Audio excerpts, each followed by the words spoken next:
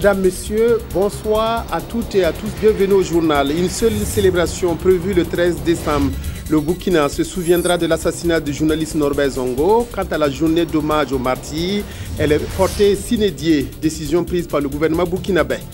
Échange ce matin entre le président du Faso et le corps diplomatique accrédité au Burkina, une rencontre de prise de contact qui a aussi permis d'aborder la transition en cours au Burkina. La célébration des festivités du 11 décembre 2014 à Dédougou approche à grands pas. Le comité d'organisation qui est à pied d'œuvre pour réussir les festivités est accompagné dans sa mission par de nombreuses prières. Finalement, une seule célébration aura lieu le 13 décembre prochain. Il s'agit du 16e anniversaire de l'assassinat du journaliste Norbert Zongo. Le gouvernement burkinabé a décidé de reporter à une date ultérieure la journée d'hommage aux martyrs de l'insurrection populaire des 30 et 31 octobre dernier. Précision donnée cet après-midi par le ministre de l'administration territoriale, de la décentralisation et de la sécurité, Auguste Denis Barry. Reportage Draman Guéné. Les choses sont claires. Le 13 décembre prochain, il n'y aura qu'un seul événement. Il s'agit de la commémoration du 16e anniversaire de la mort du journaliste Norbert Zongo.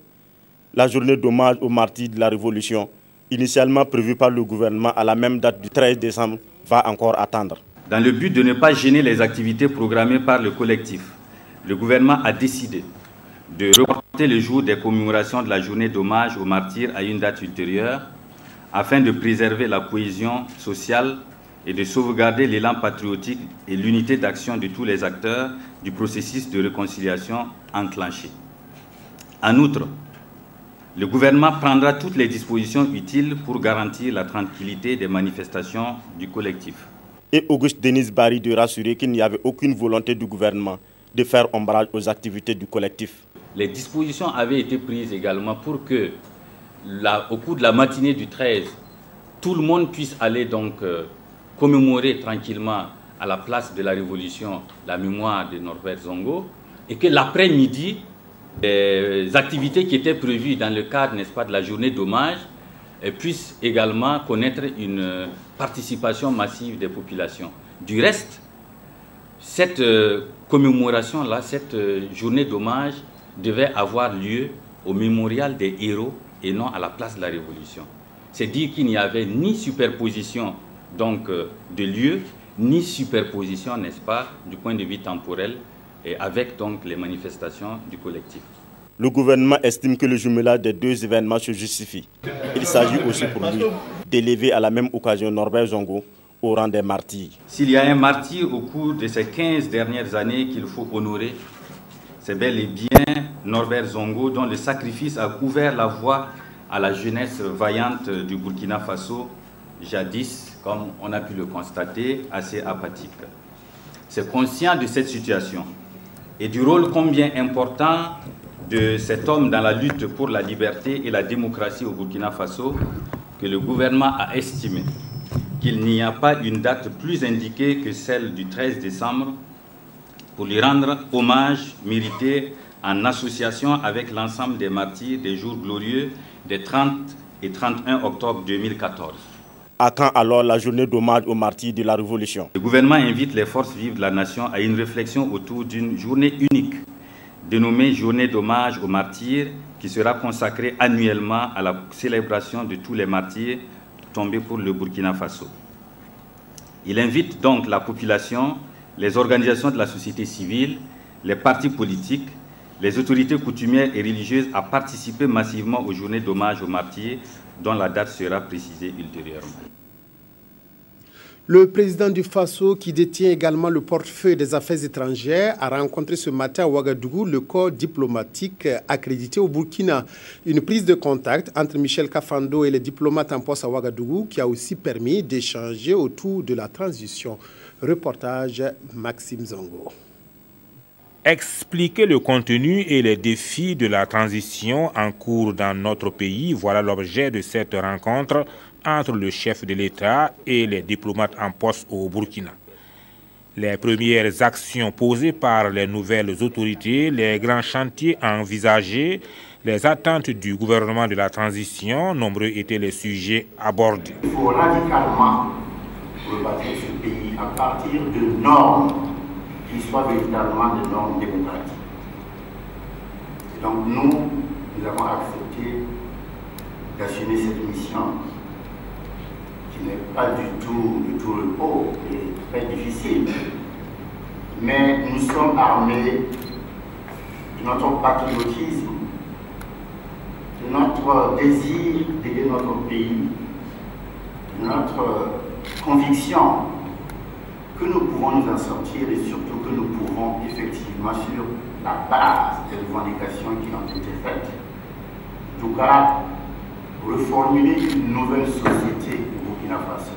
Sensibles à la démarche du président du Faso, les ambassadeurs ont marqué leur disponibilité à accompagner les nouvelles autorités dans leur combat pour l'avènement d'un Burkina nouveau. Il nous a entretenu des grands chantiers qui concernent notamment l'organisation des élections qui vont couronner la période de transition, ainsi que la poursuite des activités normales de développement, ainsi que le rétablissement, le renforcement de la démocratie. De notre côté, nous lui avons assuré qu'en ce qui concerne les organisations internationales et interafricaines, nous étions naturellement disponibles pour accompagner le gouvernement de transition pour la réussite de ces élections de novembre 2015. À l'occasion de cette rencontre de prise de contact, le président du Faso a remercié de vive voix ses partenaires de premier choix de leur soutien lors de la douloureuse épreuve qu'a connue notre pays. Pour sa part, a-t-il poursuivi, le gouvernement de la transition mettra tout en œuvre afin de respecter ses engagements. Nommé le 23 novembre dernier, contrôleur général d'État à l'ACE, Luc Marius Ibriga a pris ses quartiers aujourd'hui à l'autorité. La passation de services entre Luc Marius Ibriga et Henri Bruno Bessin était présidée par le secrétaire général du Premier ministère, Zouma Yerbo. Reportage est signé Ini Janine Kambire. Luc Marius Ibriga, nommé contrôleur général d'État le 23 novembre dernier, reçoit le témoin des mains de son prédécesseur, Henri Bruno Bessin, pour diriger désormais l'autorité supérieure de contrôle d'État, ASE. Il y a deux aspects qui me semblent les plus importants. Le premier aspect, c'est le cadre juridique sur lequel nous devrons réfléchir pour le rendre plus efficient. Et deuxièmement, les ressources humaines sur lesquelles nous devons travailler pour avoir des ressources humaines de qualité qui soient toujours en phase avec les méandres de la corruption et de la dissipation des biens publics. Au départ, haute autorité de coordination de la lutte contre la corruption en 2005. Ensuite, inspection générale d'État. L'autorité supérieure de contrôle d'État créée en 2007 a été dirigée par Henri Bruno Bessin, admis à la retraite depuis le 6 octobre dernier. Après 9 ans passés à la tête de l'institution, il part avec le sentiment d'avoir accompli sa mission avec abnégation et transparence. J'ai un bilan, je crois, assez satisfaisant au regard du niveau auquel l'ASE est parvenue. L'ASE, souvenez-vous, il y a 7 ans de cela, est partie sur la cendre de structures elles-mêmes qui ont été supprimées. Et je crois qu'aujourd'hui, l'ASE a pu prendre son envol. Elle est en vitesse de croisière. Luc Marius Ibriga prêtera serment le mercredi 10 décembre à 10h. Auprès de la Cour de cassation de Ouagadougou. Mais en attendant, il compte sur le soutien de ses collaborateurs afin qu'ensemble, ils fassent reculer la corruption, elle qui détruit les bases d'un réel développement économique et social d'un pays. Nous ouvrons à présent la page consacrée aux festivités du 11 décembre dans le cadre de la commémoration du 54e anniversaire de l'indépendance du Burkina. Une cérémonie de décoration a eu lieu cet après-midi au palais de Kosiam à Ouagadougou, présidée par le chef de l'État, Michel Kafando. Cette cérémonie a permis de décorer de nombreuses personnalités dans les différents ordres burkinabés. une reconnaissance de l'État aux efforts fournis par ces hommes et femmes à l'édification d'une société prospère au Burkina Faso. Nous reviendrons plus amplement sur cette cérémonie au cours de nos prochaines éditions. Nous retrouvons maintenant notre équipe déployée à Dédougou pour d'autres informations sur les festivités du 11 décembre dans cette cité de Bankui.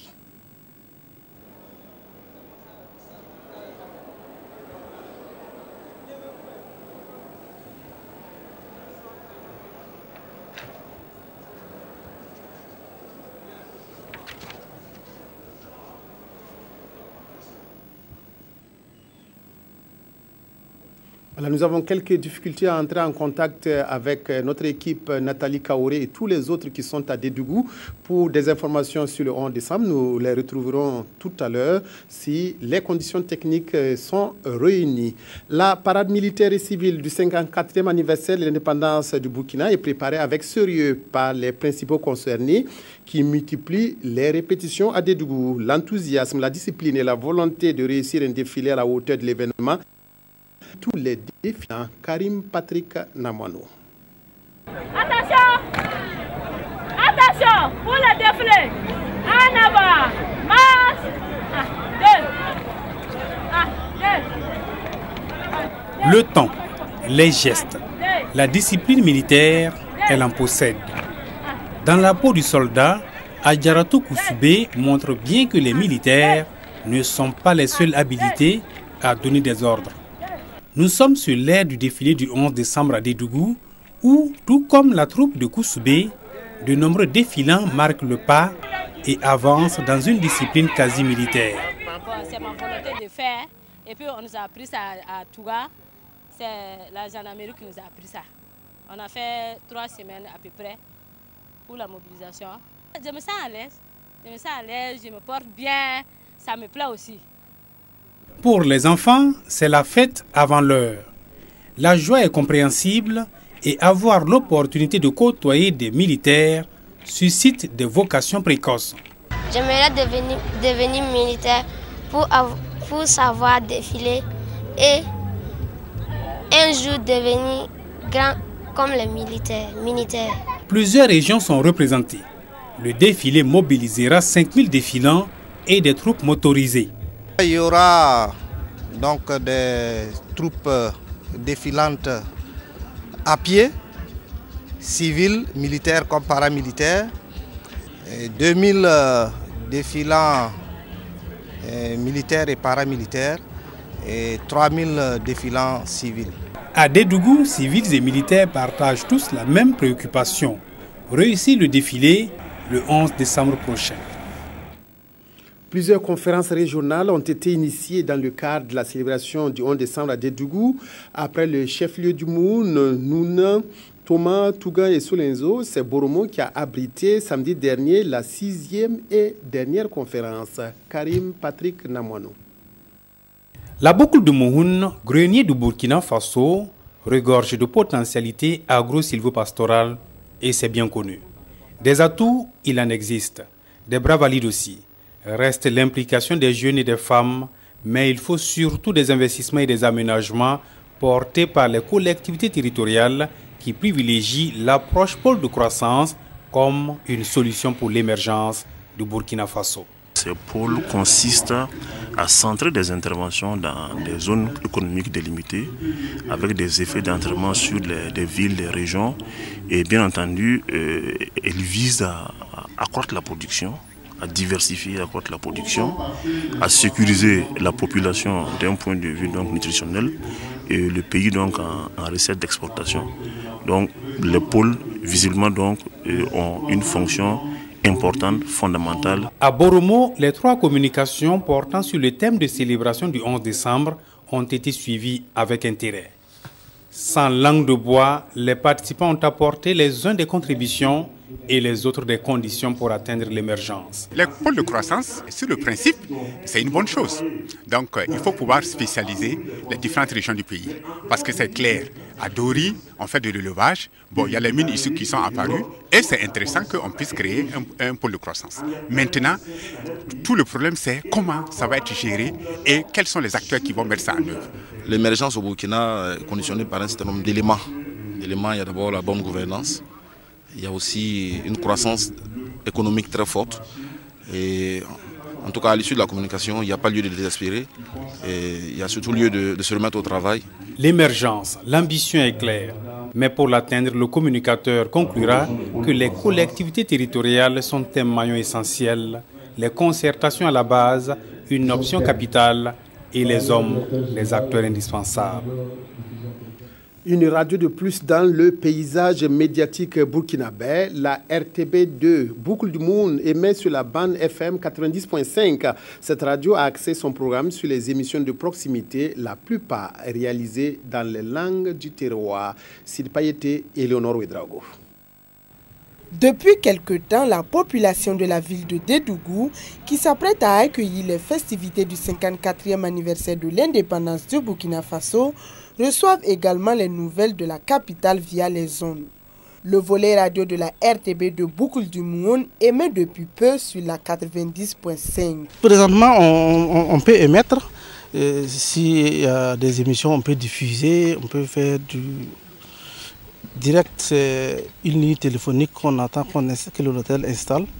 Je pense que tout est fait prêt.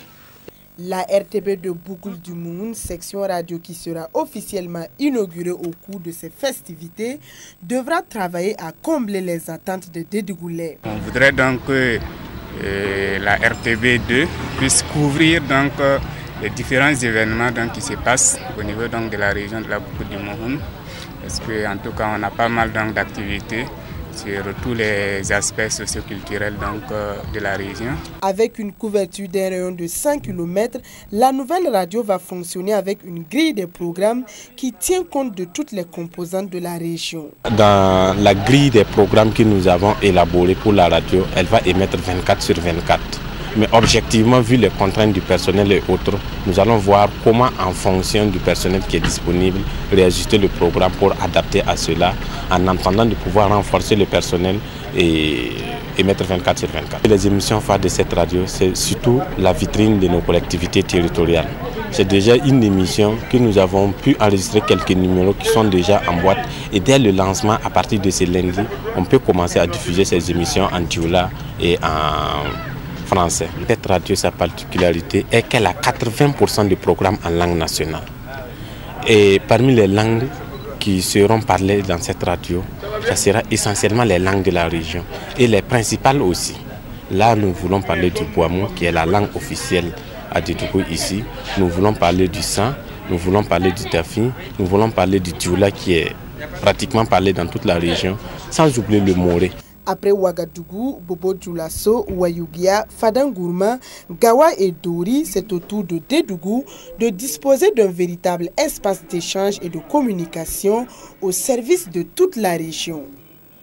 Cette radio a été inaugurée ce soir à Dédougou.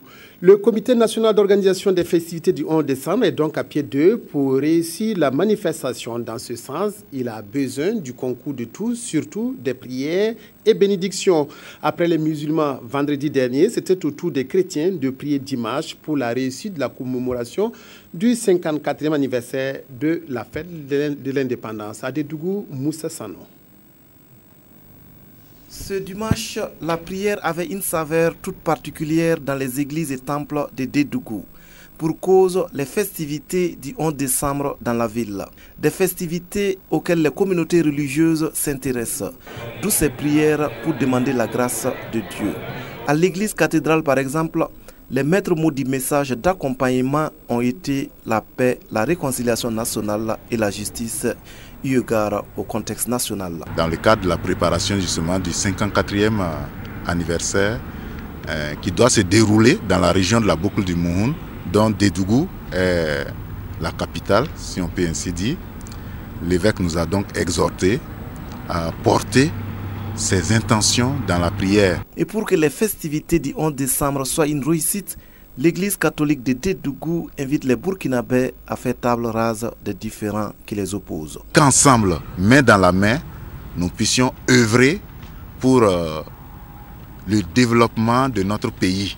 La célébration du 54e anniversaire, c'est une occasion de faire le bilan de ce qui est passé, mais aussi une occasion de regarder vers l'avant et voir qu'est-ce que nous pouvons faire ensemble pour que notre pays puisse aller de l'avant. Et donc j'exhorte tous les fils et filles de la région et du pays même à se donner la main pour que cette fête soit une réussite. Avec cette invite de la communauté catholique, qui est aussi celle des églises et missions évangéliques, il n'y a pas de doute que Dédougou réussisse l'organisation des festivités du 54e anniversaire de l'indépendance du Burkina. Retournons à Dédougou pour retrouver Wendata Nathalie Kaoré qui est en ligne pour le tout complet de l'actualité du 11 décembre à 3 jours du clou de la manifestation.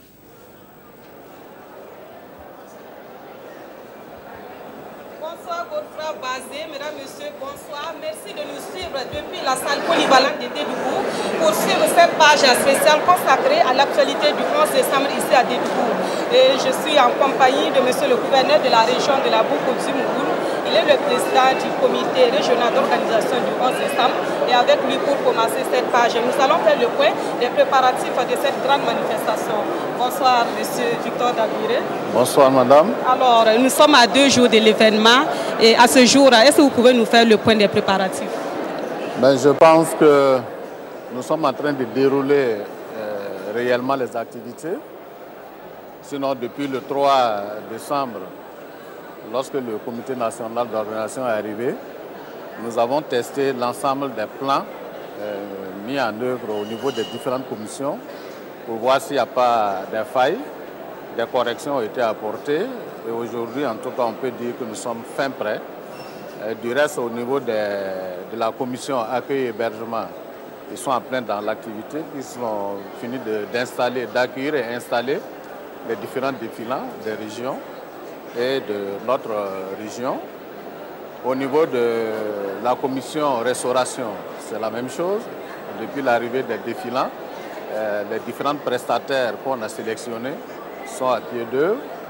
Et les autres commissions sont en tout cas en éveil pour qu'on ne soit pas surpris par quelques problèmes que ce soit. Alors, je vais m'intéresser particulièrement aux infrastructures qui étaient prévues pour être réalisées. Est-ce qu'à ce jour, ces infrastructures telles que les monuments, la cité des forces vives, les routes, est-ce que ce qui était prévu a été réalisé?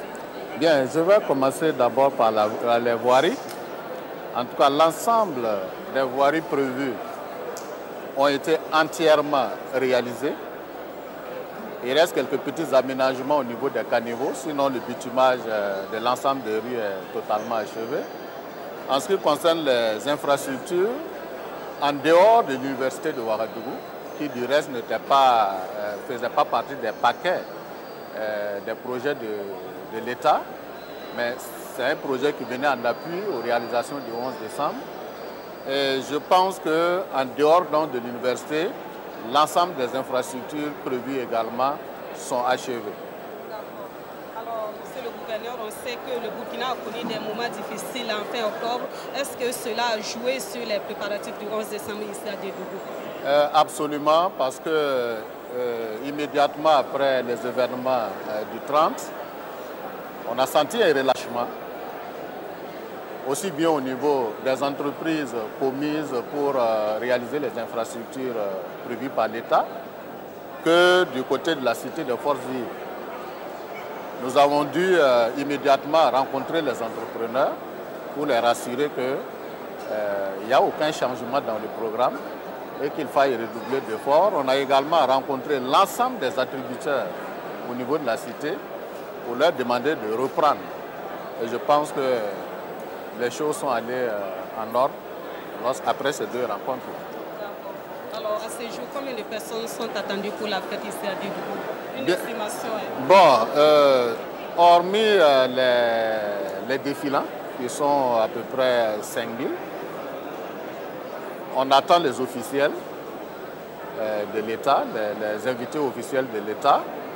Je crois que c'est l'ensemble des membres du gouvernement, les présidents d'institutions. Pour le moment, je ne peux pas donner un chiffre exact à ce niveau-là. Nous avons également des invités au niveau de la région même, que nous avons lancé au niveau des provinces. Je crois que c'est 45 par province. Donc au total, au bas mot, en tout cas, on n'attend pas moins de 9 000 à 10 000 invités. Est-ce qu'il y a des gens qui sont invités, qui doivent venir de pays étrangers? Bien, je crois que la décision a été prise après échange au niveau du gouvernement pour que les États amis qui étaient invités à venir en appui, notamment pour le défilé, on a décidé donc d'annuler les invitations. Donc à ce jour, en tout cas, nous n'avons pas été signalés de l'arrivée d'invités extérieurs. Alors pour terminer, monsieur le président du comité régional d'organisation, est-ce que vous avez un message à l'endroit de la population de Dédougou et de tous ceux qui vont venir pour la fête ici? Bien, c'est d'abord tous les invités qui vont venir, leur assurer que Dédougou est une ville accueillante, très hospitalière. Et à ce niveau, je crois que la population attend et on aura en tout cas une franche collaboration avec eux. Le comité d'organisation est également prêt à leur offrir, même si ce n'est pas un luxe, en tout cas ils seront dans de très bonnes conditions de séjour. Et à l'endroit de la population, c'est surtout un appel à un peu de retenue, surtout dans la circulation. Nous avons du goudron, nous sommes en fête, et il va se dire qu'après quelques gorgées, on peut être amené à faire excessivement la vitesse. Et les désagréments, on sait ce qui va s'ensuivre. Et également, sur le plan sécuritaire, la commission sécurité a mis un plan de sécurité. Et on verra des routes barrées. La circulation sera déviée. Donc je demande à la population d'être compréhensible, car tout ce qui a été mis en place ici, c'est pour son propre intérêt. Donc, merci à tout le monde. Et même ceux qui ne sont pas invités, ils peuvent venir. D'accord. Merci beaucoup, monsieur Victor. Rappelez-moi, Dabiré, excusez-moi. Je rappelle que vous êtes le président du comité régional d'organisation et de la fête nationale ici à Dédougou. Merci d'être passé pour nous donner toutes ces informations. Et merci de rester avec nous pour la suite de ce duplex. Et nous allons en poursuivre avec un peu de cours d'histoire. Et je vous invite à présent à découvrir l'histoire de la ville de Dédougou. Cette ville qui accueille les festivités du 11 décembre a été fondée sous le nom de Dédougou avant de devenir aujourd'hui Dédougou. Dans l'élément qui va suivre, nous pouvons retranscrire également l'évolution administrative de la cité de Bangui. Et c'est un dossier que nous signe Aboubakar Sayo. La ville de Dédougou est située dans la région de la boucle du Mouhoun, à 230 km de Ouagadougou, la capitale du Burkina Faso. Depuis bientôt un an, cette commune urbaine d'environ 87 000 habitants est sous les projecteurs, car elle est la ville hôte des festivités du 54e anniversaire de l'indépendance du Burkina Faso. Mais très peu de Burkinabés connaissent l'histoire de Dédougou, encore appelée la cité d'Ibankui. Selon les notables, le village de Dédougou a été fondé au XVIe siècle par Koye Dayo, un chasseur et agriculteur venu du Mandé, l'actuel Mali. L'ancêtre, qui était un chasseur-agriculteur venu du Mandé, s'est ramené effectivement à découvert une partie de sa chasse, un puits qui est là jusqu'à présent, grâce au croissement d'un crapaud. Et ça l'a attiré. Effectivement, il a découvert un puits, il s'est désaltéré, s'est reposé. Et depuis là, il a fait ses lieux. Il a matérialisé le coin. C'est-à-dire, pendant tout son séjour ici, il partait faire la chasse et il revenait. À l'approche de l'hivernage, il est rentré chez lui au Mali. Au Mandé, c'était le moment à l'époque. Et l'année suivante, maintenant, après les récoltes, il va revenir avec sa famille pour s'installer définitivement. Effectivement, quand il s'est installé, puisqu'il était aperçu dans la forêt, il dit mais c'est le village de la forêt. En Boamon, c'est comme en Jula, Dougou, Kui, c'est comme en Maurice, Tenga. Voilà, donc Bani Kui, Bani, c'est forêt, Touf, c'est les Boaba. Et puis maintenant, village, au quartier. Voilà, donc Bani Kui, deux est venu le nom, Bani Kui. Après s'être installé effectivement durant quelques années, je crois vraiment que c'était l'abondance. Tout ce qu'il exploitait, tout ce qu'il entreprenait, c'est Dieu merci, il réussissait. C'était l'abondance, la joie, il était fier. Il dit que ce n'est plus le village de la forêt, mais c'est le lieu de l'abondance et de la joie. Il dit Kantou, c'est-à-dire je mange et je suis fier. Voici la signification. En Boamon, de Dédou. Et vu dans cette contraction que l'administration et puis les bilans ont ajouté le mot goût. Même aujourd'hui, un paysan qui veut se rendre à Dédou, et je dirais que je vais à Dédou. Je vais à Dédou. C'est le nom de Dédou. Selon la légende, Koye Dayo n'est pas le seul fondateur du village. Il s'est installé au même moment que Zamani Koulibaly, qui serait originaire de la localité de Tchériba. Qui lui aussi avait découvert le point. Alors, comment départager les deux? Chacun avait pris soin de matérialiser son passage. Après, le remis un caillou entre les branches d'un héré. Et l'autre aussi, malheureusement, amène une termitière. Il montre des choses. À l'époque, même si c'était aujourd'hui, à l'époque avec des eaux, tout est fondu. Il s'agissait maintenant de montrer qui était le premier chose. Donc finalement, oui, a été reconnu le premier occupant des lieux. C'est en 1909 que le premier poste d'administration coloniale a été installé à Dédougou, qui, à l'époque, était rattaché à la colonie du Haut-Sénégal-Niger, avec pour chef-lieu Bamako. 2 ans plus tard, soit en 1911, la ville de Dédougou est administrativement créée par le colon. Le premier lotissement date de 1956 avec 2680 parcelles attribuées. La ville est érigée en commune de plein exercice en 1979. En 1984, elle devient le chef-lieu de la province du Mouhoun. Aujourd'hui, la cité d'Ibankui s'étend sur 6,75 km² et compte 6 secteurs. L'agriculture, l'élevage, la pêche, l'artisanat et le commerce sont les principales activités exercées par la population. Une population composée majoritairement de Boaba, de Marka, de Samo, de Mossi, de Ko, de Peul et de Ninouma. L'une des spécificités de la ville est sa culture dominée par les masques. En entendant du revenir, je vous invite à déguster quelques notes de la musique Boaba.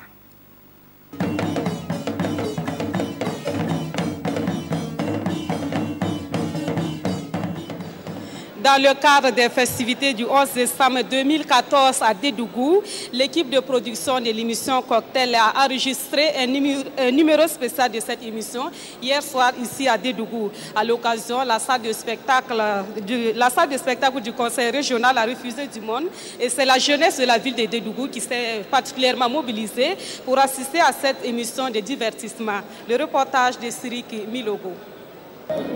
Personne ne voulant se faire compter l'événement, la salle de spectacle du conseil régional de Dédougou a refusé du monde. L'enregistrement de l'émission Cocktail, une première à Dédougou.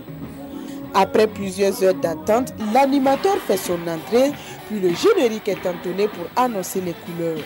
À tout seigneur, tout honneur, c'est la cantatrice Nikieta de Dédougou qui ouvre le bal.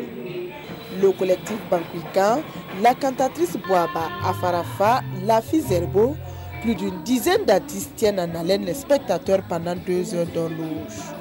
C'était vraiment bien. Et nous sommes, je suis tellement heureuse, satisfaite pour cette émission. Les mots vraiment me manquent. Vraiment, je suis très fière, même j'ai jamais assisté à ça, mais maintenant je suis contente, mais je ne sais pas quoi dire. S'ils peuvent, ils n'auront pas une fête demain, je suis très fière de ça. Le spectacle en tout cas c'est impossible, on ne peut pas avoir ça 2 fois dans une autre région, parce que de Dougou, le spectacle que la province de Dougou a reçu, c'est impossible, c'est inexplicable, on ne peut pas expliquer, c'est tout. Apporter leur touche à la célébration du 11 décembre, aller à la rencontre de la jeunesse de l'intérieur, c'est l'objectif de ce spectacle. Et pour un coup d'essai, c'est un vrai coup de maître. Merci à ce public-là, extraordinaire, un public fantastique. Les mots me manquent pour qualifier ces jeunes-là. Je dis simplement merci à cette jeunesse de Dougou.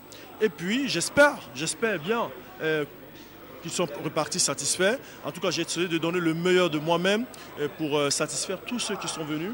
J'espère que le pari est réussi. Selon le promoteur, vu l'engouement suscité, il n'est pas exclu qu'il y ait d'autres numéros de cocktails dans la cité de Bangui. Et pour que cela soit une réalité, le soutien et l'accompagnement des autorités sont sollicités. Le 11 décembre à Dédougou, c'est aussi des événements sportifs et aussi des activités sportives marquant les festivités de la fête nationale. Il y a eu de la lutte traditionnelle. Ils sont venus de 6 provinces de la Boukou du Moun pour entamer les éliminatoires hier après-midi. On a assisté à 75 combats livrés par une cinquantaine de lutteurs. Urbe Benito Sommet et Ruth Ouattara pour le reportage. La fête sportive à Dédougou a aussi concerné les lutteurs du Mouhoun. Les provinces de la Kossi, des Balé, des Banwa, du Sourou, du Mouhoun et du Nayala sont représentées chacune avec 12 lutteurs à l'exception de quelques-unes. 12 lutteurs, dont 6 filles et 6 garçons, dans les catégories de 50 kg, 60, 65, 70 et plus de 70 kg. Répartis en poules, ces 56 athlètes doivent chacun se hisser à la première place après avoir surclassé les différents adversaires. 75 combats au total.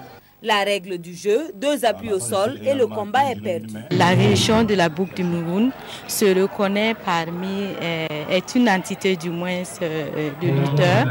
Et pour ce faire, c'est toute la région qui est représentée avec les 6 provinces dont 12 lutteurs par province. Ce sont des équipes très jeunes, mais il faut se dire qu'elles sont très dynamiques et vraiment il faut les encourager à continuer à persévérer davantage. Le tournoi se passe par catégorie de poids et dans chaque catégorie, les lutteurs se rencontrent et à l'issue du tournoi, on appelle ça le tournoi nordique, à l'issue de ce tournoi, à l'intérieur des catégories, c'est en ce moment qu'on va dégager les demi-finalistes. Sinon, pour le moment, un lutteur peut perdre un combat et se rattraper après, tout comme un lutteur peut gagner et perdre les combats suivants. Donc pour le moment, il faut au moins, dans les catégories où il y a 5 lutteurs dans leur poule, on va dégager les 2 premiers et les deux premiers vont aller pour les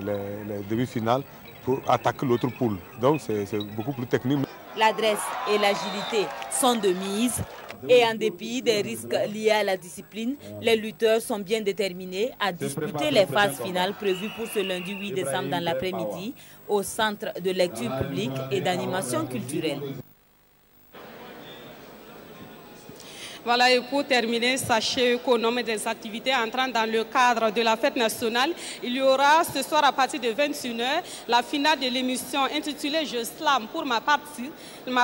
Cette émission qui aura lieu ici même à la salle polyvalente sera retransmise en direct sur les antennes de la RTB. Voilà, Godefroy Bazé, ce qu'on pouvait dire de l'actualité ici à Dédougou. Demain, toute l'équipe sur place ici vous retrouvera avec plaisir pour d'autres actualités sur le 11 décembre. À bientôt. Vivement demain.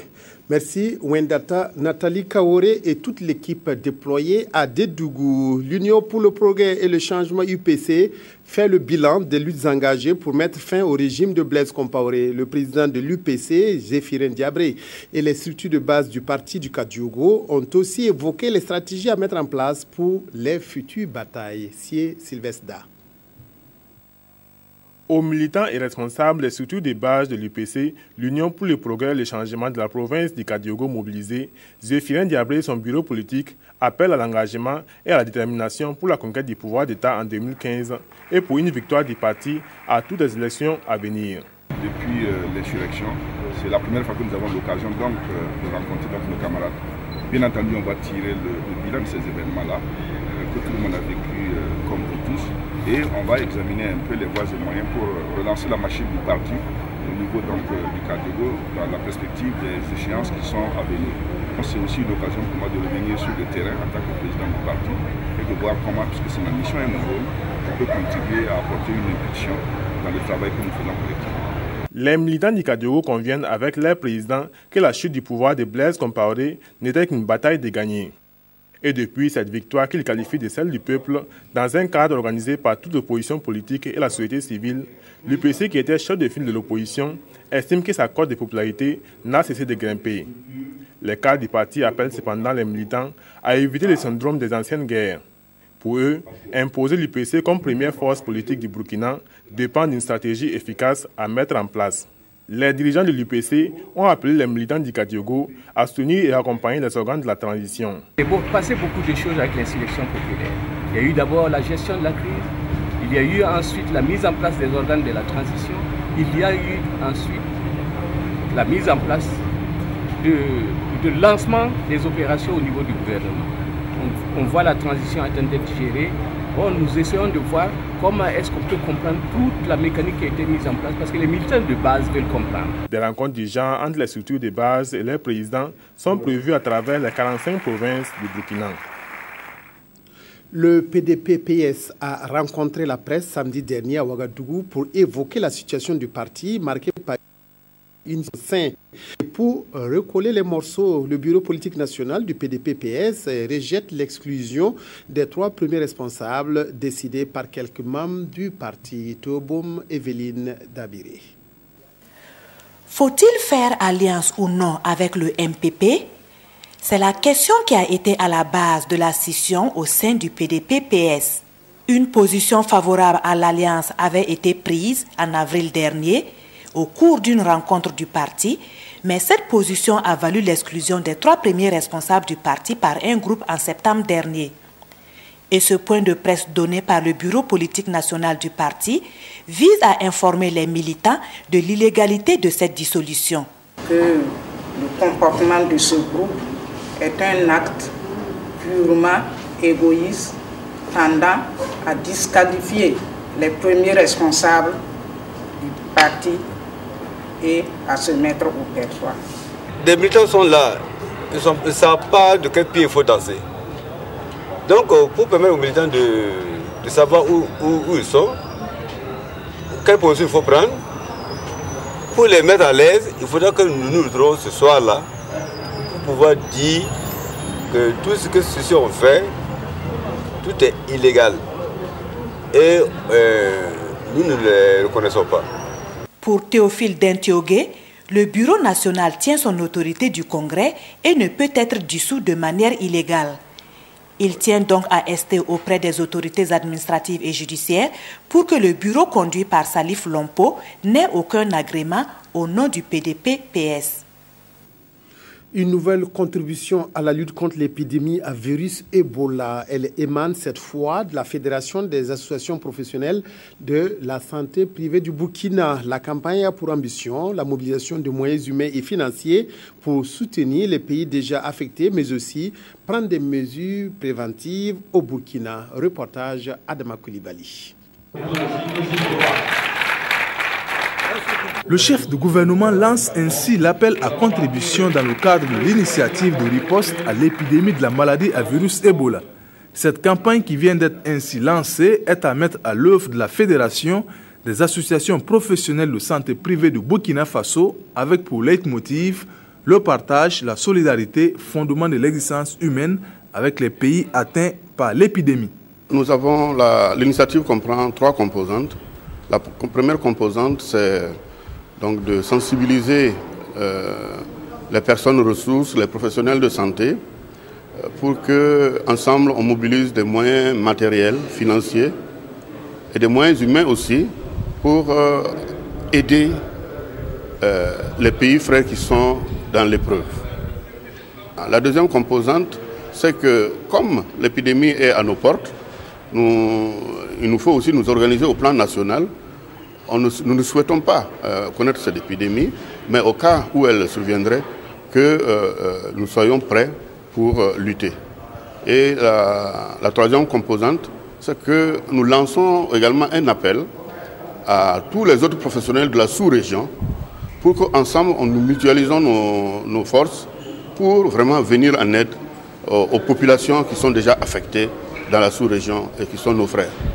Le risque est réel pour le Burkina Faso du fait de la proximité avec les pays touchés et les déplacements des populations, d'où le soutien du gouvernement à cette initiative qui vient appuyer les efforts de l'État.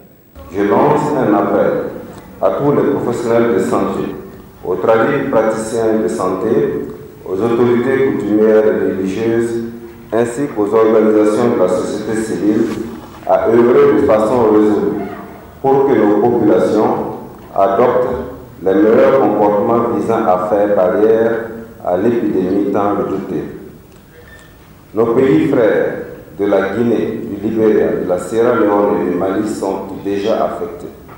Il est de notre devoir moral de leur manifester notre fraternité, notre volonté de vivre ensemble et de construire un espace communautaire solidaire.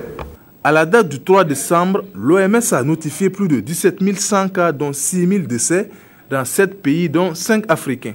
Au Burkina, l'heure est à la prévention, mais seule la solidarité à l'échelle planétaire pourra permettre de venir à bout de la maladie à virus Ebola. Formation en technique de réparation des complications et séquelles de l'excision. Elle se déroule depuis ce matin à Ouagadougou et concerne des agents de santé de la région du centre. En alliant théorie et pratique, cette formation devrait permettre aux apprenants de mieux prendre en charge les victimes d'excision. Estelle Judith Assogoba. Ces images horribles ont été filmées dans un pays voisin.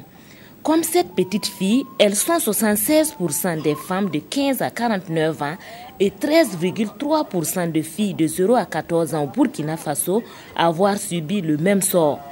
Beaucoup d'entre elles en gardent encore les complications et séquelles. Une réparation de ces maux sont aujourd'hui possibles. Médecins formés en chirurgie essentielle, attachés de santé en chirurgie, sages-femmes et magnéticiens d'État et gynécologues obstétriciens renforcent leurs compétences en technique de réparation des complications et séquelles de l'excision. Nous allons dans l'ensemble prendre la façon de s'occuper des femmes qui ont des complications telles que l'hémorragie, l'infection, le choc et ensuite maintenant au bloc opératoire, ce sera spécialement les techniques d'intervention qui seront enseignées. Ces connaissances, ces agents de santé devraient les mettre au service des femmes et filles ayant suivi cette pratique. La présente session se déroule du 8 au 13 décembre à Ouagadougou et les victimes de MJF peuvent se faire soigner gratuitement dans certaines formations sanitaires. À Ouagadougou, ici, il y avait déjà la clinique Souka, où les réparations se font de façon gratuite tous les mercredis, mais également au CMA du secteur 30. Mais il faut dire que cette fois-ci, en ce qui concerne donc, les structures privées, nous les avons associées. Il y a le centre Chifra. L'étape de Ouagadougou marque la fin de la campagne nationale sur les réparations des séquelles et complications des MJF. Nous avons eu au total 326 agents qui ont été formés en technique de réparation de séquelles de l'excision. Et également, nous avons eu près de 200 femmes qui ont été réparées donc, dans ce cadre. Mais le but donc, de cette campagne, c'est de faire en sorte que dans toutes les régions, nous puissions avoir la possibilité donc de réparer toutes les femmes qui sont porteuses de ces séquelles-là. Si réparer les séquelles et les complications de l'excision pourrait donner aux victimes une chance de vivre pleinement comme toutes les autres femmes, parvenir à stopper totalement cette pratique serait l'idéal.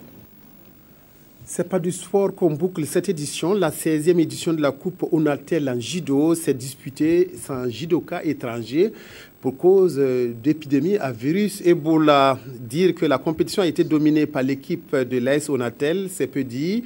La finale ayant opposé les équipes A et B de l'Onatel et c'est l'équipe A qui l'a emporté. Yacouba Ouedrago, reportage. Il y avait de quoi s'ennuyer et même s'endormir pour certains spectateurs à cette finale de la 16e édition de la Coupe Onatel en judo et de quoi s'inquiéter pour d'autres. Le niveau m'inquiète un peu parce qu'on n'a pas vu de combat hippon, tout ça là. Bon, les années passées, le niveau était meilleur, je pense, parce que les combats étaient quand même plus ardus et puis bon, plus techniques. Et c'est juste, il n'y a pas eu de hippon debout, même si celui par immobilisation a ouvert les hostilités dans le tournoi de Open, entendez par là, toutes catégories confondues, qui a opposé Aristide Milogo de l'AS Onatel en ceinture blanche à Nestor Palme de l'USFA. En 1 minute 5 secondes, Nestor Palme met fin au suspense. On n'en verra plus mieux, mais plutôt pareil dans les combats par équipe, avec l'hippon par immobilisation d'Adjaratou Kabore de l'AS Onatel A dans les moins de 63 kilos. La seule victoire d'ailleurs de l'équipe A de l'AS Onatel, insuffisante pour contrer la formation B du même club, lorsque Germaine Boyini de l'équipe sœur dans les moins de 78 kilos dames immobilise et fait Marina Nama. Son coéquipier Aristide Milogo en judogi bleu dans les moins de 81 kilos hommes fait pareil devant Camille Son. L'équipe B de l'AS Onatel nettement au-dessus renforce ses performances dans les moins de 60 kilos hommes avec Khalifa Drabo qui l'emporte au point face à Adjouma Traoré. Et Ablacé Dera dans les moins de 66 kilos qui procède aussi par points devant Adama Sidibé. Pas de victoire par contre entre Blandine Somda et Fatimata Guindo dans les moins de 57 kilos et Alassane Koulibaly et Justin Tapsoba dans les moins de 73 kilos.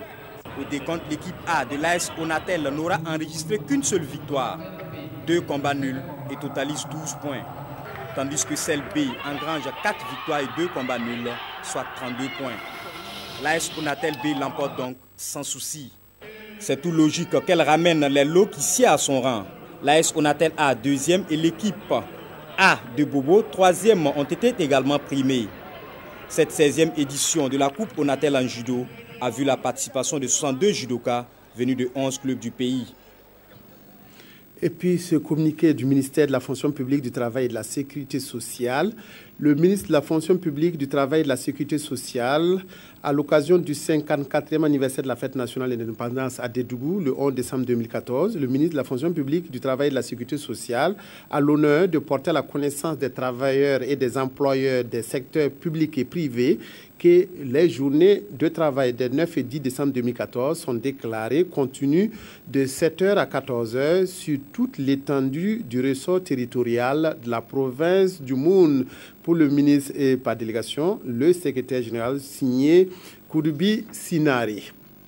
C'est tout pour cette édition de 20h. Merci de votre aimable attention et excellente soirée en compagnie de la RTB.